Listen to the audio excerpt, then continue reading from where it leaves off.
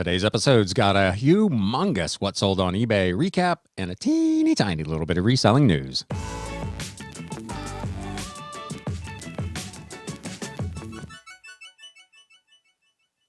What is up, Galaxians? Welcome to another episode of Galaxy CD's Rocks and Flips. If this is your first time stumbling on the channel, welcome. My name is Ryan, and I am a full-time reseller, which if you don't know what that means I go out to estate sales, garage sales, thrift stores, and whatnot, and find and buy other people's junk at ridiculously low prices, and then flip it on eBay or Mercari to hopefully make a profit. I do this full time, and this is how I make my living, with a little bit of dabbling here in the YouTube and the podcasting, which buys me a couple of coffees a month. But I enjoy doing these. I like sharing them with you. I love getting the comments. My last podcast over the weekend, ton of comments. I appreciate all the feedback. I appreciate very much that list perfectly who the podcast was about actually chimed in and answered a question that one of the viewers had. So thank you so much to them for stopping by, for checking out the video nonetheless, and commenting and answering a question. That was really, really cool of them. So this is the midweek recap episode where I will go over a handful of things that I've sold over the last week that I think are relatively profitable, that are things that you might want to be on the lookout for. Not necessarily always this specific item, but to give you some sense of the kinds of items that you might be able to find. Now, I sell a lot of media, so this is going to be a lot of books and CDs and that sort of thing, but it gives you some idea maybe of some of the genres and styles and things to be on the lookout for. So hopefully you find that helpful. If you do, while you're watching, do me a favor and smack that thumbs up button. I will also, in the essence of full transparency, I share with you once a week what my numbers are. So gross profits, expenses, cost of goods sold, and what my profit was pre-tax for the week. So we'll have that and just a little bit of reselling news. Not much going on since the last recap, but I will have a little bit for you. But let's get this kicked off.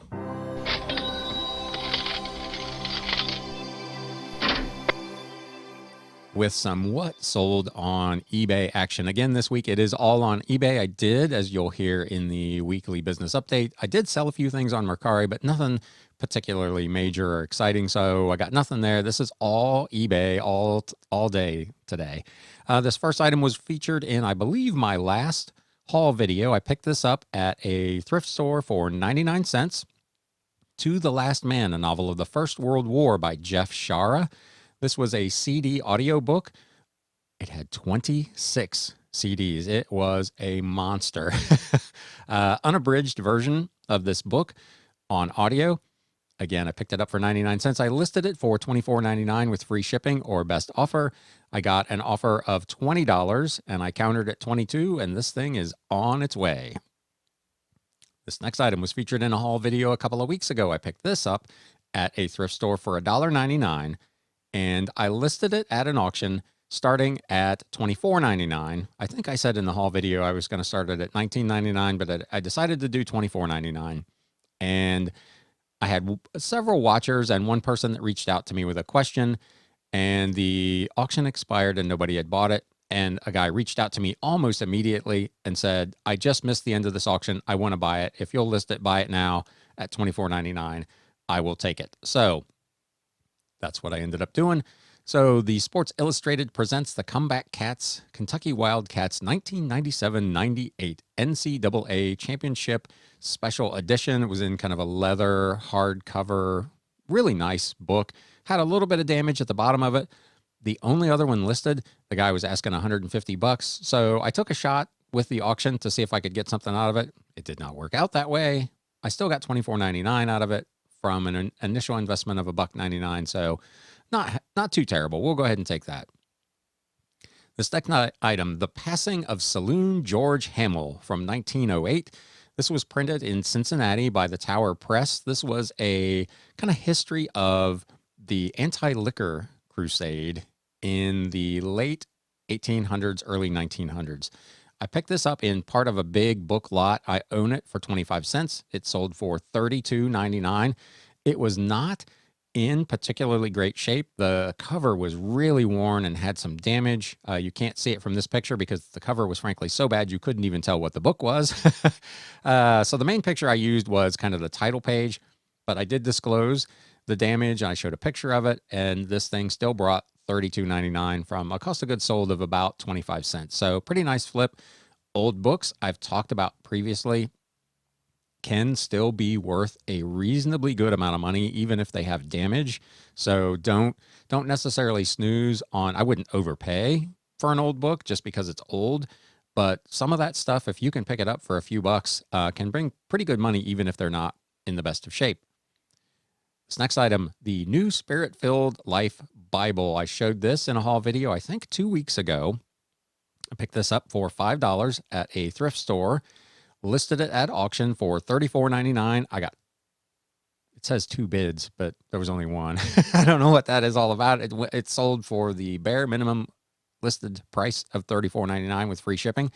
I own it for $5. It was new in box. The box was pretty worn. It had been beaten around a little bit, so that may be why this thing didn't bring a little more money, but still from $5 to $35, not too shabby. We will definitely take that. Pretty cool little sale. Another Bible from the same haul video, from the same thrift store. This one they just gave me. I mentioned in that video they gave me 2 Bibles that I offered to pay for, and the guy said, no, you can just have these. This item, free, I had listed for $39.99 or best offer, got an offer of $35 with free shipping, and went ahead and sold this as well. This was the New Chain Reference Bible. It was the 3rd improved edition from the 1950s era. This probably would have brought quite a bit more money, but this had belonged to a pastor, and there were extensive notes highlighting and underlining throughout this, which I did disclose and picture in here. So in pristine condition, this is probably a $50 to $60 Bible, but as it was, since it was free, $35 is a pretty hefty flip. Next up, Greenberg's Guide to Lionel Paper and Collectibles from 1990. This was a first edition trade paperback. It was part of a big lot of kind of model train and model railroad memorabilia and catalogs that I bought.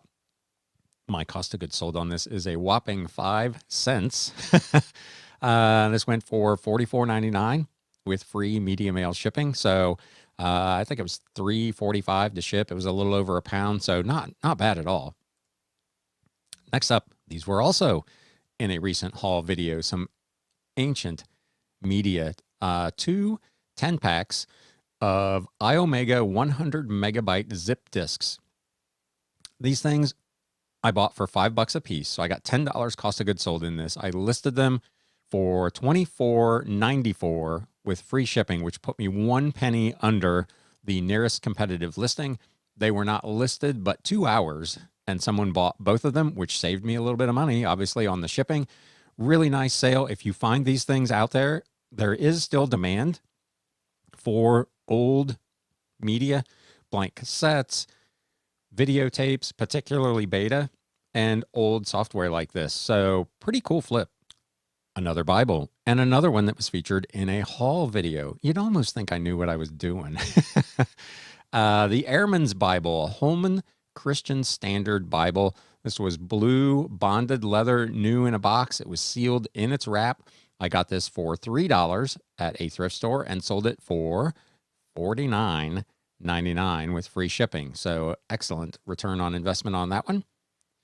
Next item, this was from the big 2,500 book lot. So I own these 2 books for 25 cents a piece. So 50 cents total for The Golden Bough, Part 5, Spirits of the Corn and of the Wild. This is from a series of books that were published in the 1930s.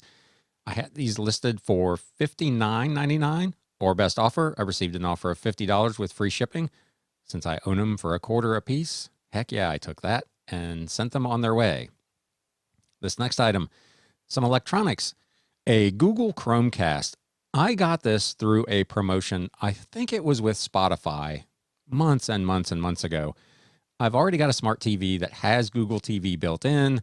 I really had no use for this. I never opened it. I never did anything with it. So I put this up at an auction, started it at $19.99. It got 19 bids, closed for $58 with customer paid shipping on an item I have literally no money in, and that you can walk into virtually any Best Buy around and buy for $50. So I don't know why there was so much demand for this. The prices on these, if you look, this is kind of in the average that they sell for. So I don't know why they go for that much, but $58 plus shipping for an item that I didn't pay for to begin with is pretty cool. Some more old books. I picked these up at an estate sale a long time ago. I've had this set for some time. The 4-minute essays, Dr. Frank Crane, was a set of 10 books from the early 1900s. They were published in 1919. Really small, like maybe 4-inch high books, kind of tiny, not quite pocket size, but not full size books. It was a whole series of essays. I paid $12.50 to buy this lot of books and sold for $69.99 with free shipping. Of course, since they're books, they went media rate, and because they were small, they didn't really cost all that much to ship. So this was a pretty good score. I guess for that price, I probably would buy them again. They did sit here for the better part of a year. So I've talked about that on this channel with some regularity. I don't necessarily mind long tail stuff, especially if it's going to bring that kind of return. But when you start to see stuff that's sitting for a year or more, that starts to get your attention maybe a little bit. Again, the cost of goods sold being so low, you can be a little more flexible with that type of stuff. And ultimately it paid off in this case.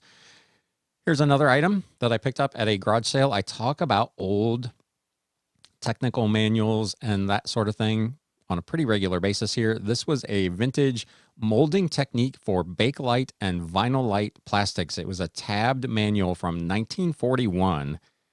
I got this thing for $1 at an estate sale. It also has been here for some time, but it sold for $79.99 plus priority mail shipping. So super nice flip from $1 essentially to $80. This one, I have my own logo in the picture. I had a customer in Canada that reached out, and he was looking at 5 different listings and wanted to know if I would do combined shipping. I ship internationally through the global shipping program, and once a customer purchases those things, there's no way for me to send an invoice to do a combined offer and combined shipping. So in this case, what I did was I took the items that he was interested in and I put them all into one lot. I gave him a little bit of a discount. This is about $100 worth of stuff. Gave it to him for $90 for buying all of it at once with free domestic shipping. So it was all media stuff. So I could send it media mail to the Global Shipping Center down in Kentucky. All he had to worry about was paying eBay whatever they wanted, which was probably an astronomical number, to get them to him in Canada. I said, if you would like this offer, here it is. If not, just let me know and I'll cancel this thing. And within 5 minutes, I had my $90. So pretty nice flip. It ended up being 5 books.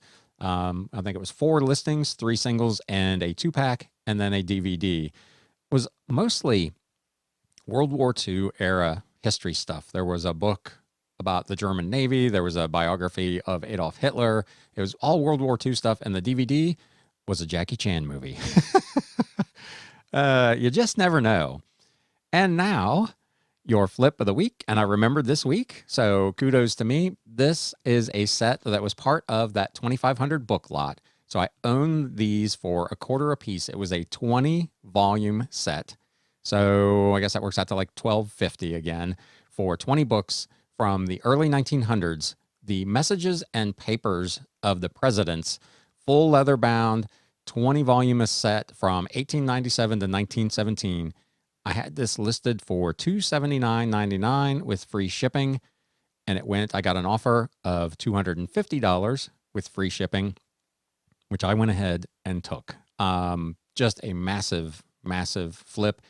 This was a big box. It ended up being about 40 pounds worth of books when they were packed and with wrap and all the rest of it. So it was a pretty hefty amount. It still qualifies for media mail. So that was still the cheapest way to go. It was way cheaper than UPS. So these did go out media mail. I don't recall off the top of my head what the cost was. It was fairly substantial, but with a $250 sale price, I was more than able to absorb that. And at $12.50 cost of goods sold, make a pretty good rip on this. So a really nice flip of the week. This is actually one of the first things I sold during this last week stretch. So if you were here last week, you remember that I commented that the week before hadn't really been very busy and the weekend hadn't started off all that great. I sold this just after recording last week's midweek recap and update. And man, it was just one big hit after another. We'll talk about in the weekly business update how many sales I actually had for the week. But man, this is the biggest kind of what sold recap I've done in quite a while because I had a bunch of big hitters. With that, we're going to take a quick break so I can get a sponsor ad in over on the podcast, and we'll be right back with that weekly recap and that wee little bit of reselling news. Stay tuned.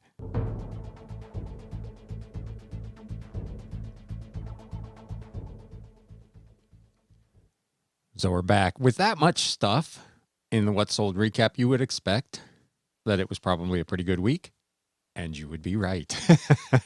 Last week was pretty solid. We'll start, as always, with listings for the week. I did 90 new listings to eBay, which brought my store total to 6,450 listings, which was a net gain of just 7. So that means I sold 83 different listings last week. So pretty solid. For Mercari, in addition to that 90 listings, total, I ended up doing 327, which brought my total there to 2,199, a gain of 278. So really, really solid listing week. This week is not going to be anywhere near that good. Monday had to drive to Cleveland and back for my other side gig, my dealer trade drive. Tuesday, I have an appointment at the bank. Wednesday, I have some work being done at the house. Thursday, I get my second COVID vaccine. And I assume that Friday, I'm probably not going to feel like doing very much. So the listing activity this week will likely be quite a bit lighter. But that being said, it's a busy week around here. Sales for the week totaled $18.67 and 20 cents from just 4 sources last week. The smallest one, I got another 39 cents from writing I had done on medium.com. I've talked about it a couple times before. I haven't written anything and submitted it to Medium in probably 2 years or more, but every couple of months, something that I wrote there gets what they call a clap, and I earn a little bit of money, 39 cents last month. So Westchester Antique Mall, $21.87. A little slow over there last week, but they were closed, of course, on Easter Sunday. So that typically seems to be the busiest day of the week over there. So that set things back a little bit. Mercari, $213. Not still where I would like it to be, but I'm not going to scoff at an extra $213 in gross sales. eBay, $16.31.94. So a really good week on eBay. Cost of goods sold for the week, $68.64. A little higher than normal, not outrageous, but not in the 40s or 50s like it's been. That left me with a gross profit of 96.32% or $1,798.56. Operating expenses for the week totaled $613.62, $342.40 of shipping, $259.56 in eBay and Mercari fees, and then $11.66 in bank service fees, which are mostly the processing fees on Mercari, but they do actually break out separately, unlike eBay, who lumps everything into one fee. That left me with a net profit for the week of 63.46% or $1,184.94. So a really good week last week, which I said in last week's episode, I wasn't sure it was going to ramp up to be a good week. And obviously from what you saw in the What Sold section, a lot of big sales and a lot of sales overall. 83 transactions in a week is a pretty good number. It's kind of on par. I'm usually somewhere between 75 and 100, so right about average, but some really, really big hitters last week. that took me to a really substantial total. News updates. Since I just did a podcast on Sunday, there's not been a ton of news since then. I've only got two things. One of them really isn't even news per se, but eBay apparently has sent out a seller survey. Let me know in the comments down below, or if you're listening to the podcast, you can reach out to me at galaxycds@gmail.com and let me know if you received this survey. I, for one, did not. The article on e-commerce bites, which of course I will link to in the show notes in the description below, says eBay routinely surveys sellers asking them to rate the company on how well it serves their needs. But this new survey is different, with questions asking sellers whether they think eBay shares their values and if eBay cares about them. Again, I didn't get this, but there are some examples in this article of the kind of questions that the survey asked. Thinking about eBay, to what degree are each of these true for you? The scale being from extremely to not at all. I feel like eBay and I share similar values. I feel connected to eBay. eBay is a brand that gets me or understands me. eBay is a brand for someone like me. eBay is a brand that I can depend on no matter what. I'm going to guess they didn't get a real good score on that one, especially from sellers. I'm confident that eBay would make things right if something went wrong. Again, with eBay, I have confidence that the experience will consistently be what I expect, and so on. Basically, they're asking what sellers feel about eBay's brand perception, and if they find problem areas so that they can address them. We'll see how this goes. I don't know if they really dive down in and try to resolve some of these problems, or if they just are really trying to take the temperature of people when they do these surveys. But there you go. They ask about sellers' most recent selling experience on eBay, asking questions about feedback, the ease of creating listings, ease of receiving and managing payments, which is, of course, a big sore spot with a lot of sellers, managing returns, tracking, and so on. Again, the purpose of the survey is to ask because it wants to take remedial action if sellers rate the feedback mechanism poorly. So they also do a quick comparison. They ask questions about other online marketplaces and how people evaluate their feelings on those in comparison to eBay and so on. So again, I'll link to this. Take a look at it. If you got this survey, let us know down in the comments below. And if you want to go public and share some of your answers, feel free to do so as well. The only other thing I've got, eBay this week announced a new luxury watch escrow option and a final value fee update. This came out on April 12th. eBay is on a multi-year journey to create the world's best watches platform, and we're on a path to be a leader in the luxury industry. For 25 years, we have been the premier destination for brands such as Rolex, Omega, and Tag Heuer. Today, eBay is one of the largest marketplaces for high-end watches in the world. More buyers are purchasing luxury watches on eBay than ever before.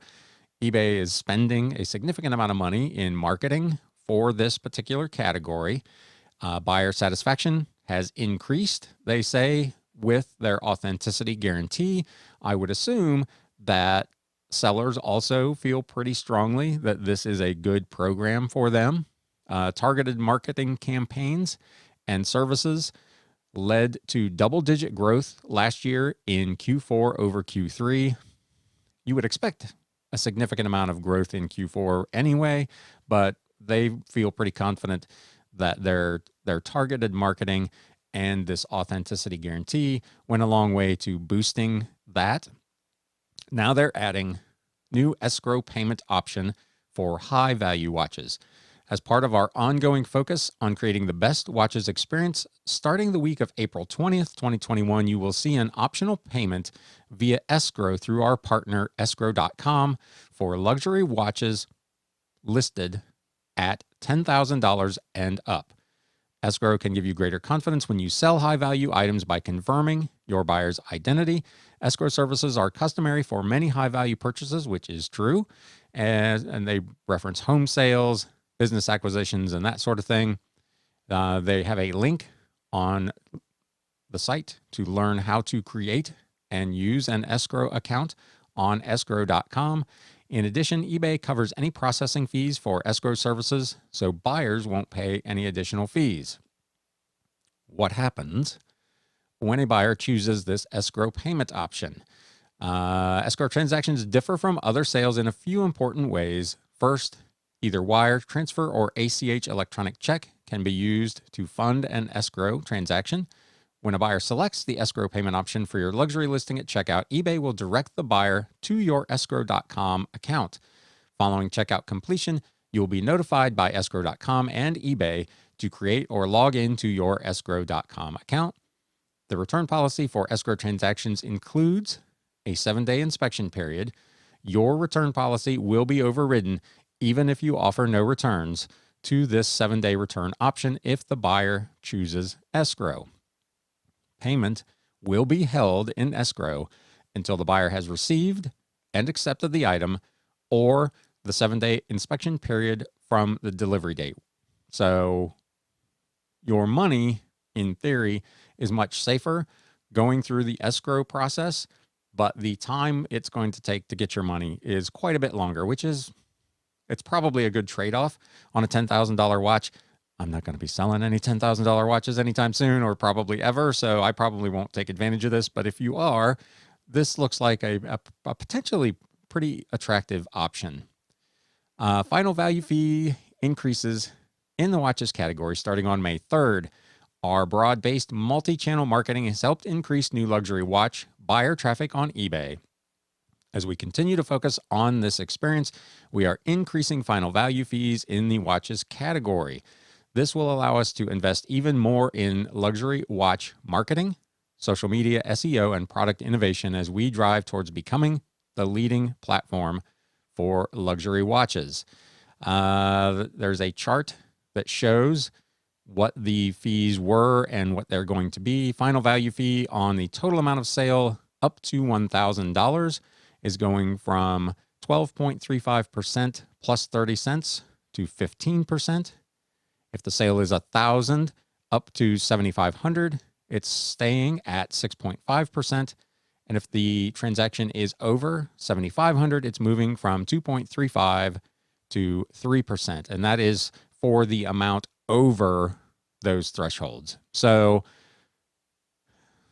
you're going to pay a little more if you're selling these expensive watches, but if eBay does what they say they're going to do with the money, you should see an increase in business. So those were for those without a store. If you have a store, the fees are a little bit different. Again, I will link to all of this in the description below so you can kind of take a look at what your fees might be doing.